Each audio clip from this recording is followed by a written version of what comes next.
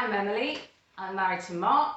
We have 3 boys and we've been coming to Wood Green for 6 years now, since we moved back to England from New Zealand, where we had lived for 9 years and where all the boys were born.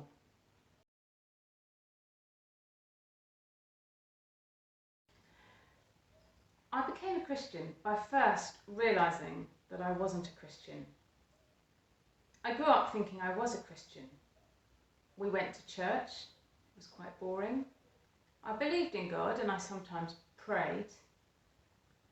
And I thought that if I was good and didn't murder anyone or rob a bank, that made me a Christian and that would hopefully be good enough for me to get to heaven when I died.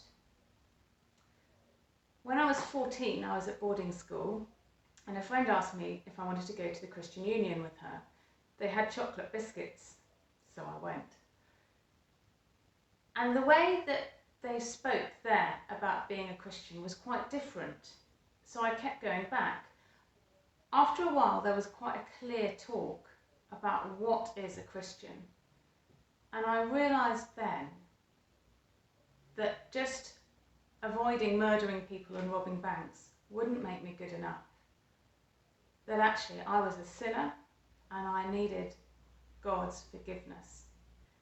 I knew by that point that if I was going to become a Christian, it would mean going Jesus' way, putting him first, and that would be costly.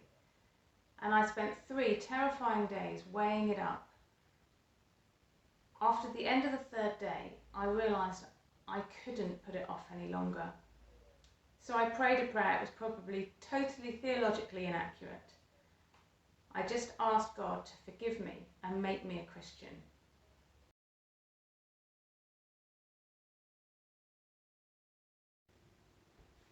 Following Jesus has made a huge difference to my life.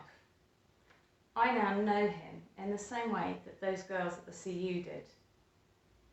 I know that I've been forgiven, and I know where I'm going. My favourite question is, where will you be in 100 years' time? And the fact that I now know for certainty that the answer to that is heaven makes a big difference to the way I do life now. It changed what I wanted in a husband. It changed what we want for our kids. We want them to know this too. We want them to get to know Jesus themselves. We want them to be in heaven with us. And it changes how we deal with the tough things in life. Knowing where we're going means we can go Jesus' way now, even if that does sometimes seem hard.